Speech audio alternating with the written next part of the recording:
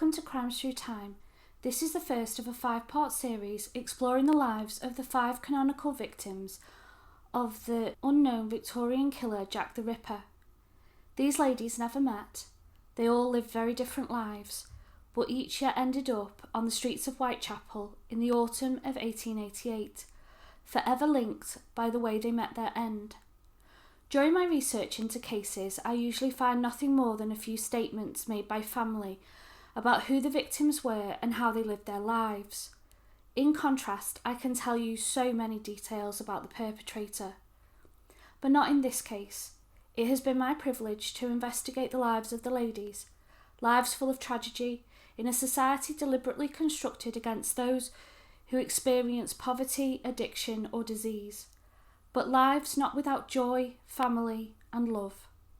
Our focus for this episode is Mary Ann Nichols. Mary Ann was born on the 26th of August 1845 to parents Caroline and Edward Walker.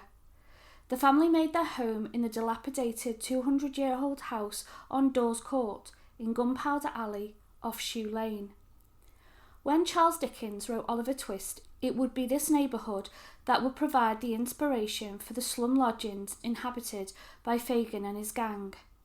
Polly, as her family would call her, joined older brother Edward, and Frederick would follow 4 years later. Edward, her father, was trained as a blacksmith in Lambeth and started his career making locks. But given that the family lived so close to Fleet Street, the hub of printing, he likely worked making typeface. Schooling had not become compulsory at this time, but Edward thought it was very important, and he sent Edward and Polly to a British school, where they both learnt to read and write. This was unusual, as it was rare for girls to be taught to write, and Polly mastered both.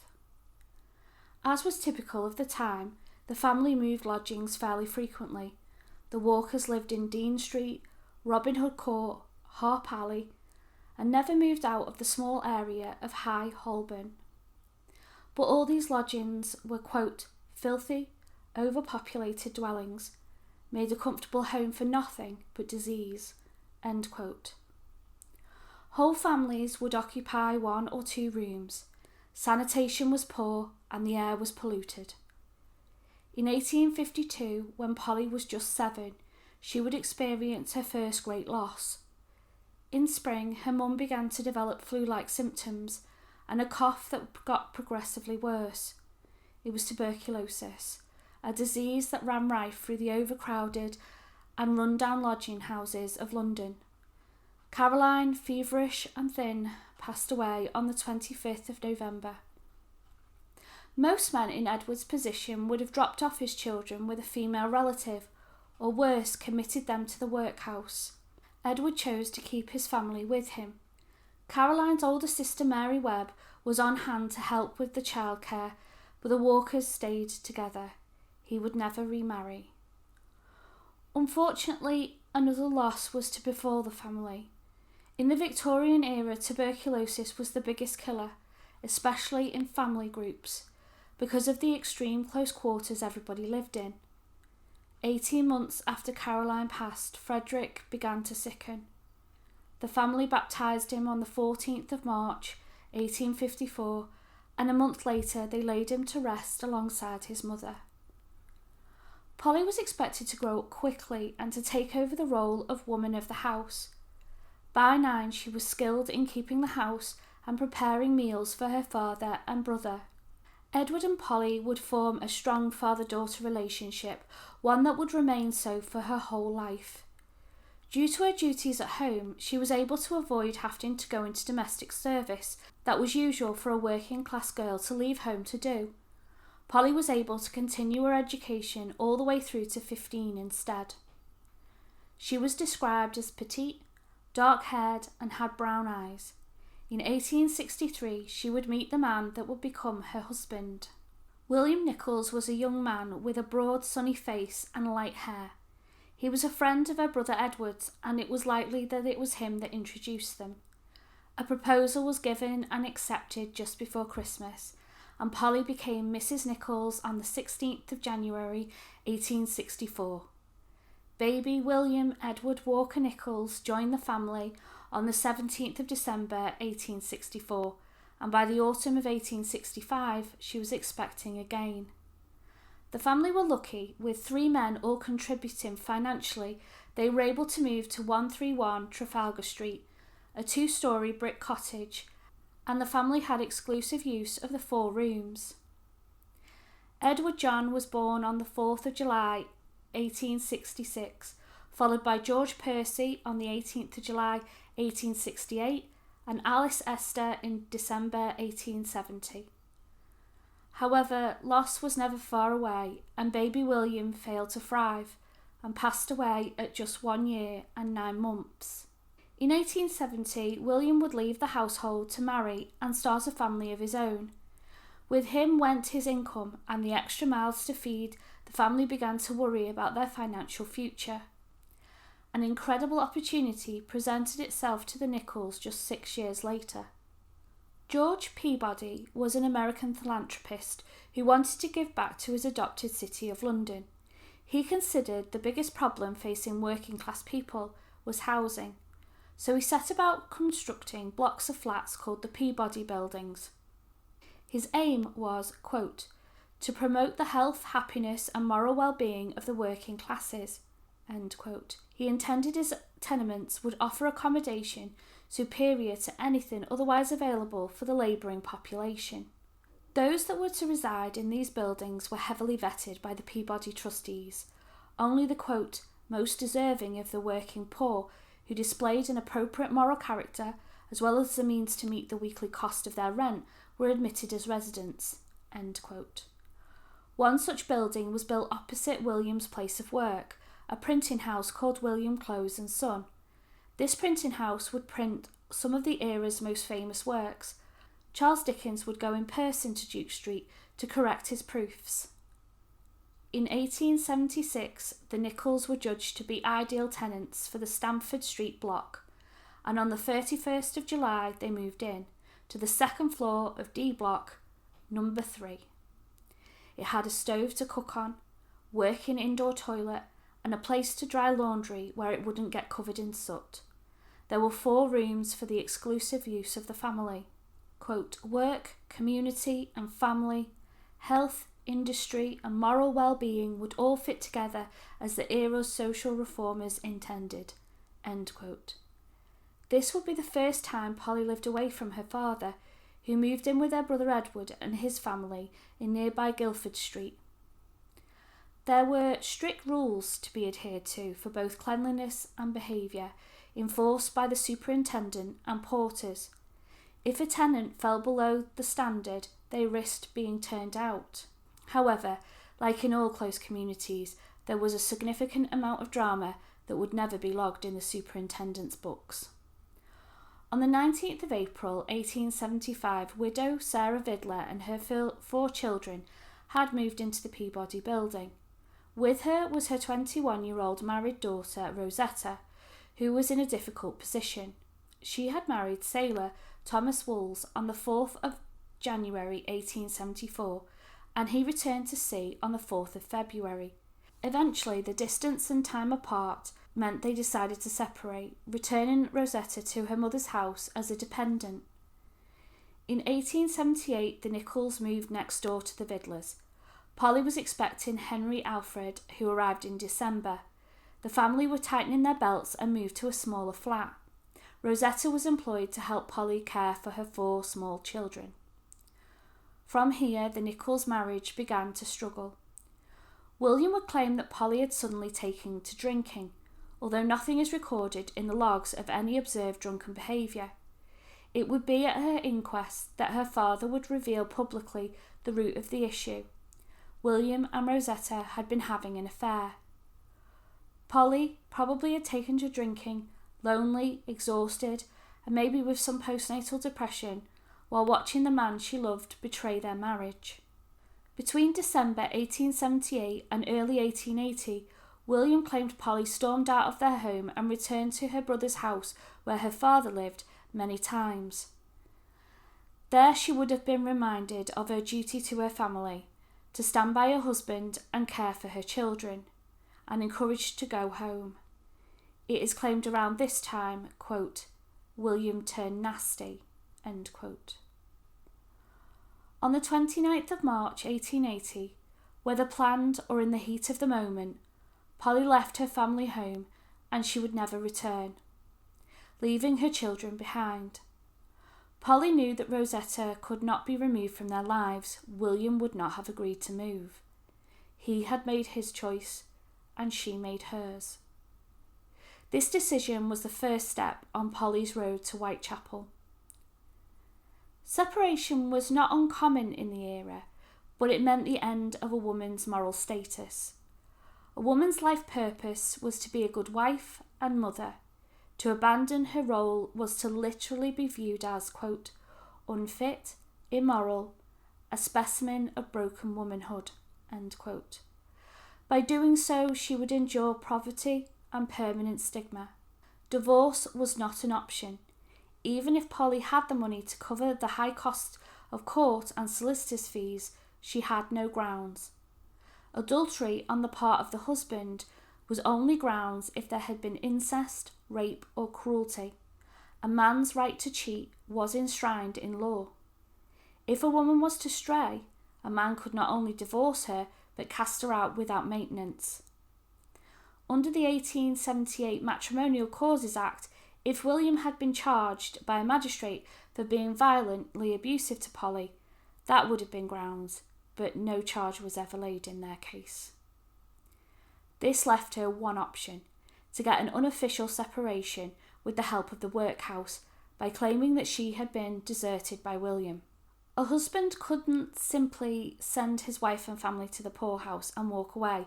The poor law forbade it. He would remain financially responsible and be required to pay maintenance. If he refused, he would be brought in front of the magistrates. It was this maintenance Polly was attempting to obtain by going into the workhouse. The receiving officer of the workhouse, Mr. Taverner, interviewed Polly. She would have stood before him in her workhouse uniform, and it would have been a deliberately humiliating experience. She would have had to explain her marital status. Were her children legitimate? Was she a criminal? Had she been in the workhouse before? Her financial situation? And anything else he chose to ask. William was then visited or summoned to the workhouse to be interviewed as well. He asserted Polly was a drunk, and it was that ended the marriage. The guidebook governing Taverner's decision stated, quote, whenever it is found that a deserted wife is known to drink, outdoor relief should not be given, but the workhouse alone offered, end quote. Interestingly, Polly was granted outdoor relief. A maintenance of 5 shillings a week she was to collect from Taverner at the workhouse. Polly was now, for the first time in her life, alone. This would have been an immense emotional and practical shock. The price of a room in the worst part of town was 4 shillings. She needed to find work. For a woman, this would have been in domestic service, factories or laundry. 70 to 80 hours of arduous labour for a very small income. She also needed to find a man. Victorian society viewed women in Polly's position with suspicion. Alone, she had no credibility and, more importantly, no protection from the violence of other men, and was thought of as having no purpose in life. Her survival hinged on finding a partner. In the 1881 census, Polly was recorded as living with George Crawshaw in a room at 61 Wellington Road, Holloway, North London. Her occupation, laundry work. They were both recorded as married, but not to each other. Unbeknown to Polly, her life was about to fall apart. Rosetta received news that her estranged husband had emigrated to Australia. William and Rosetta were now free to set up home as common law husband and wife, as it was now highly unlikely that Thomas Walls would reappear and claim Rosetta. There was only one obstacle: the financial strain of paying out Polly's maintenance. William began to investigate how to cut Polly off. Again, the imbalance in marital law made this very easy. The Matrimonial Clauses Act stated, quote, No order for payment of money by the husband shall be made in favour of a wife who shall be proved to have committed adultery unless such adultery has been condoned." End quote. William was free to live with Rosetta, but Polly needed William's consent to move on with another man. And although he probably didn't care Polly was with another man, withholding consent made Polly an adulteress and released him from his financial obligation. William engaged the services of a private investigator to gather the evidence. One week, when Polly arrived to collect her shillings from the workhouse, Taverner told her William hadn't paid. Lambeth Union summoned William before the magistrate's court to explain himself.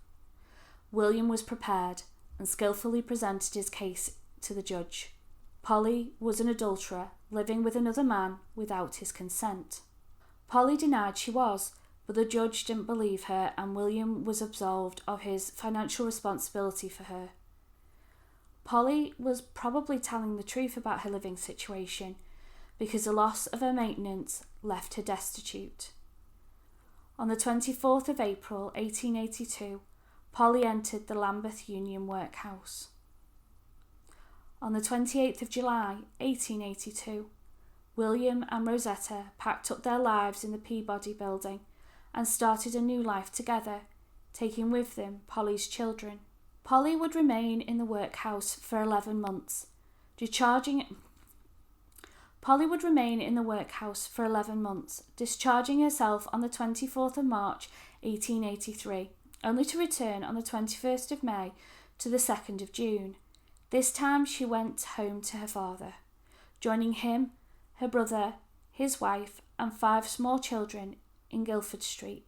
Life under such close quarters was not easy. The workhouse didn't allow alcohol, but once out, Polly started to frequent the local pubs.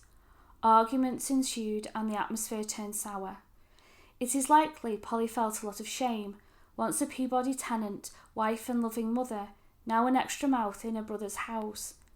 Also, the presence of small children must have been a difficult reminder. In March 1884, she left the family home to live with Thomas Stewart Drew, a widower with 3 children to raise. For the first time, Polly was not on speaking terms with her father, but this relationship gave Polly a sense of stability, an opportunity to play the role of wife and mother again. Edward wouldn't see his daughter again until June 1886. He said she looked respectable in both dress and demeanour. The reason for their meeting was one of great sadness. Earlier that month, Polly's brother and his wife had been in the kitchen at their home. She left to go to bed around midnight when she heard an explosion. The paraffin lamp that he had been putting out had exploded, setting his hair on fire. He experienced 3rd-degree burns to the right side of his face and down his chest. They rushed him to Guy's Hospital, by which time he was in a coma, and he passed away later that day. The loss of her brother would be the second step on her road to Whitechapel. Polly found relief at the bottom of a bottle. Her relationship with Thomas began to dissolve, and by November 1886 it was over. He would be married just 1 month later to a woman who was free to legally marry. Separation in the Victorian era was described as, quote, living death, end quote. All relationships after would be adulterous, all children illegitimate, and it carried a stigma and a lack of respectability. Left with no husband, no common law partner, no maintenance or family home, Polly once again entered the Lambeth Union workhouse on the 15th of November 1886. This time there was a small opportunity presented to her. The workhouse offered a programme to train young women and girls for the jobs of domestic service. This was expanded to include older ladies who had many transferable skills already. Polly entered this programme and proved herself to be of good moral character, compliant and diligent in her work, and no alcohol. A position was found for her, and by the 16th of December she was discharged into her new role. Where and for who she went to work and why it didn't work out is unknown, but by May 1887, Polly was facing another stay in the workhouse. The decision Polly made next would be the third and last step that put her on a direct path to Whitechapel. Rather than enter the workhouse, Polly chose to live life on the streets, tramping or begging. This was a hard way of life, literally a hand-to-mouth existence, a constant quest for food, shelter and drink to numb the utter despair. A lodging house, the casual ward and sleeping curled up in doorways were used in rotation. The casual ward, or the Spike, was set up in workhouses from 1837 to cater for the homeless and destitute, giving a bed to those who otherwise would have been sleeping on the streets. It was no less awful than the proper workhouse. A person stayed 2 nights and performed a full day's work in between to pay for their stay. But the problem of rough sleepers in London was huge.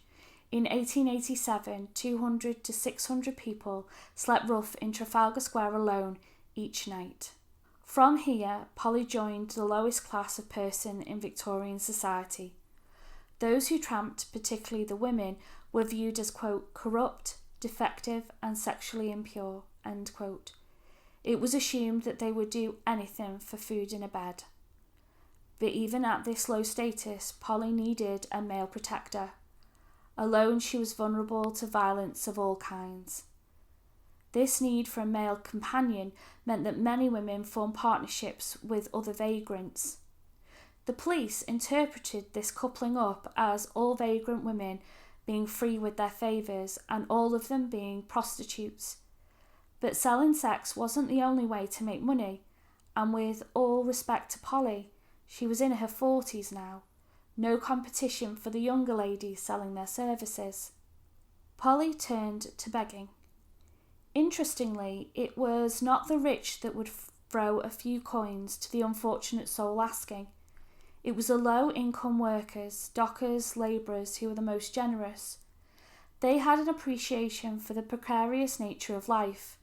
It would only take a lost job or an extra mouth to change their circumstances. They were grateful that they had not fallen that far. On the 24th of October 1887, Polly found herself amongst the rough sleepers calling Trafalgar Square their home for the evening. The Commissioner of Police had issued orders under the Vagrancy Act, quote, to arrest all rogues and vagabonds throughout the metropolis who found wandering or sleeping in the open air at night during the cold weather, end quote. Polly, with 5 other women, 2 girls and 2 youths, were arrested. She was drunk and she did not go quietly. She swore, fought and was a menace at the police station. According to the police statement, Polly, quote, presented a woeful aspect, being dirty and very ragged, end quote. She was part of a group of women that had been begging beneath the terrace that separated the National Gallery from Trafalgar Square. They had a simple but effective grift. When people passed, they removed their shawls and shivered pitifully in the cold weather. It was lucrative enough to keep her out of the workhouse, eat and occasionally have lodgings. At the hearing before the magistrate's court the next day, she was asked why she didn't use the casual ward. She replied that the release time of 9 a.m. prevented her from getting work. This was a lie. By this time, Polly had been tramping since May. It was unlikely that she had worked for some time. That 6 months on the streets had taken its toll. At first it would have been a shock, but over time Polly had become accustomed to her new circumstances. She was no longer the respectable wife and mother whose family lived in the Peabody building. Now she was a drunk, disorderly and foul-mouthed shell of a woman. She was released on her own recognizance, but warned to go to the workhouse or face arrest. She briefly stayed at the Endell Street workhouse in Covent Garden before transferring to the Strand Union in Edmonton. It was a short stay and she returned to the streets in December, although she made sure to return on the 19th of December to spend Christmas there, the only time the inmates were fed properly. She enjoyed a roast beef dinner and plum pudding. Polly then began to wander back towards Holborn, the area of London where she spent her childhood. Early 1888 saw Polly bounce around several workhouses. The streets in winter were now having a physical effect, and she was transferred to Archway Infirmary for medical treatment through January. On the 13th of February 1888, Polly was sent back to Lambeth Union Workhouse. She stayed until the 16th of April before moving to Renfrew Road Workhouse. From here she was offered another placement as a domestic servant. This was the last real event that could have steered Polly away from Whitechapel, but it was not to be.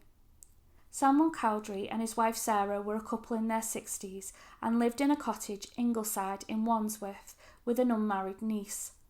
Samuel worked as the chief clerk of works to the Metropolitan Police and was well aware of the city's social problems. They were Baptists and adhered to the concept of Christian duty, to lend assistance to those in need and to provide a moral example for them. This prompted them to offer a position to a workhouse resident as a servant in their home. Polly arrived on the 12th of May 1888. She was the only servant, but the work was light, keeping the house clean and tidy and preparing meals. She had an attic room to herself, as Sarah provided her with a new wardrobe of clothes and accessories. She even encouraged Polly to reconnect with her father. She wrote him a letter, quote, "I just write to say you will be glad to know that I am settled in my new place and going all right up to now.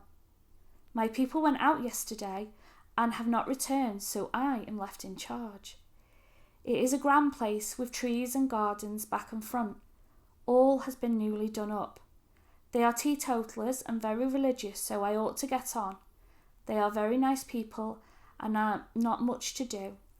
I do hope that you are all right and the boy," Polly's eldest son was living with his grandfather at this point, "has work. So goodbye for the present. Yours truly, Polly. Answer soon, please. Let me know how you are." End quote. What happened to make Polly leave Ingleside is unknown, but on the 12th of July, Sarah sent a postcard to Renfrew Road Workhouse informing them that Polly had absconded from the house with clothing and belongings worth £3 10s, all the new items Sarah had provided her with when she arrived. Maybe the long hours alone, without alcohol to numb her mind, was too painful.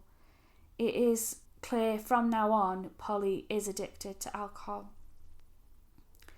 Where Polly spent the rest of July is unclear, but on the 1st of August she spent the night in Gray's Inn Casual Ward in Whitechapel.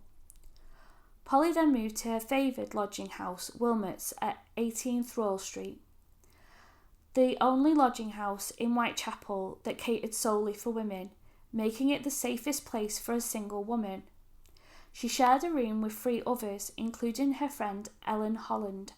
Polly and Ellen would sometimes split the cost of a double bed. Ellen only roomed with Polly for the 3 weeks at the end of her life. She was her only friend. Ellen described her as, quote, "melancholy, kept herself to herself, and had some trouble that was weighing on her mind." End quote.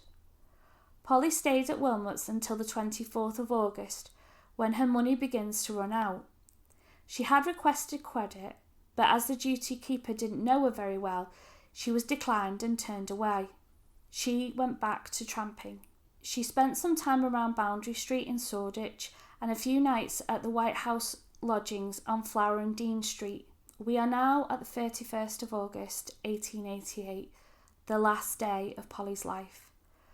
Her last movements are largely told through Ellen's testimony at the inquest, as it was reported through the newspapers. The summer of 1888 had been one of the coldest and wettest on record. On the night of the 30th and the early hours of the 31st, the rain was sharp and showers frequent. The sky was red with 2 dock fires. 11 p.m. on the 30th, Polly is seen on Whitechapel Road, probably on the way to the pub, as at 12:30 a.m. she is seen leaving the Frying Pan pub on the corner of Brick Lane and Thrall Street. She heads to Wilmot's, where she shelters in the shared kitchen. Between 1:20 and 1:40 a.m, she is told to leave by the deputy keeper, as she didn't have the money for a bed. It is reported she said, quote, "Never mind, I'll soon get my DOS money. See what a jolly bonnet I've got now?" End quote. Polly had a little black bonnet, probably what was left of the clothes Sarah had given her.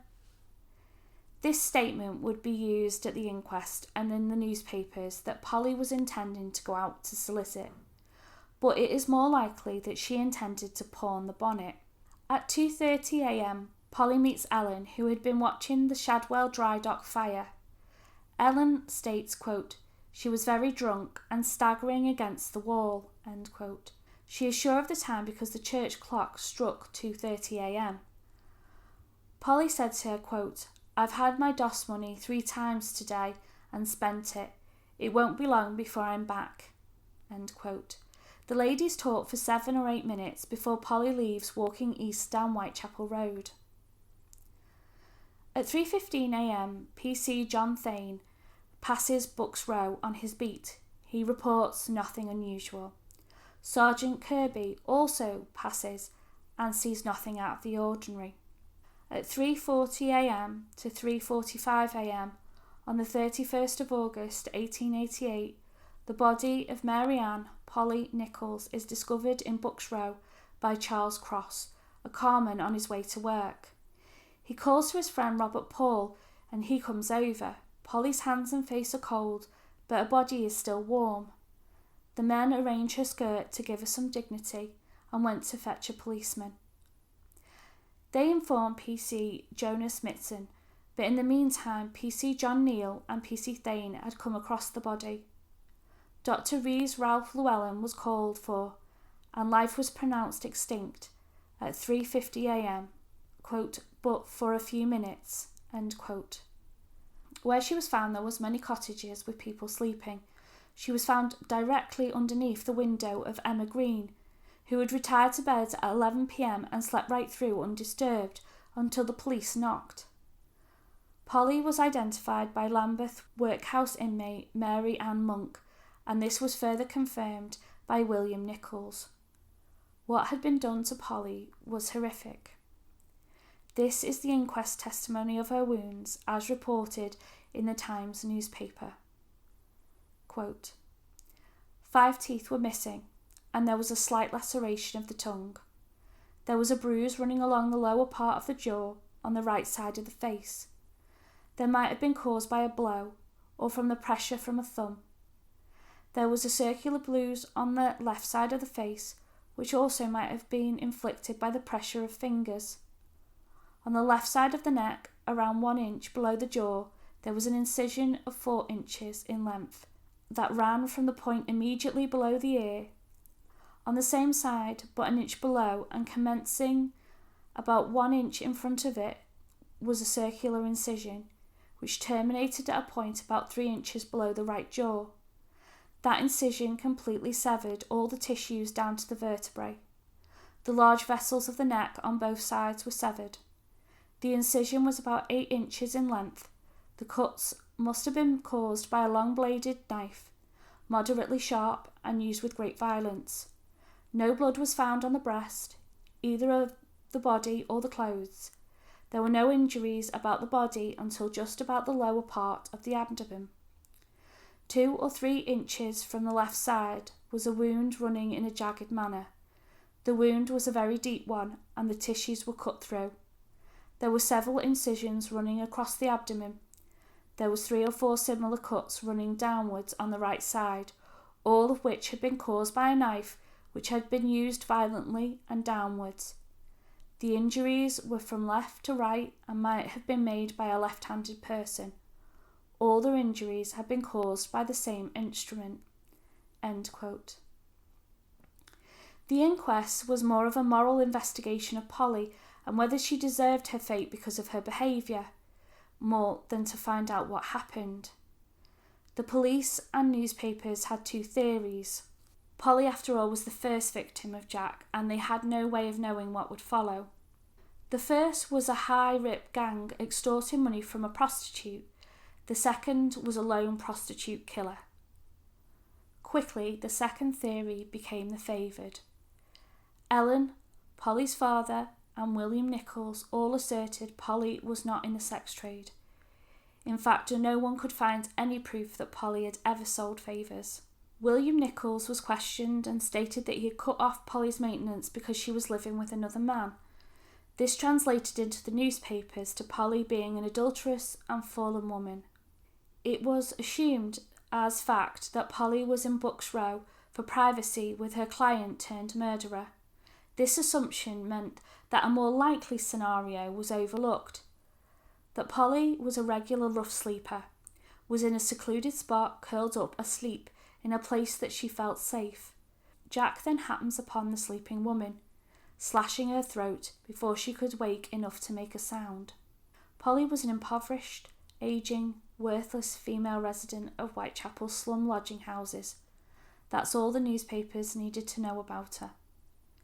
But Polly was a much-loved daughter, wife, mother and friend, who fell into extreme poverty and then addiction, and a murderer used that vulnerability to kill her. Polly was laid to rest on the 6th of September 1888. She had a polished elm coffin and transported in a cortege consisting of the hearse and 2 mourning coaches. Her father, Edward Walker, accompanied Polly on her final journey.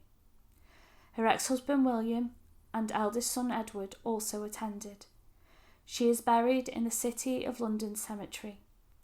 In late 1996, the cemetery authorities marked Polly's grave with a plaque. Thank you for watching. Please like and subscribe and let me know what you think of this case in the comments below, and I look forward to welcoming you in the next one.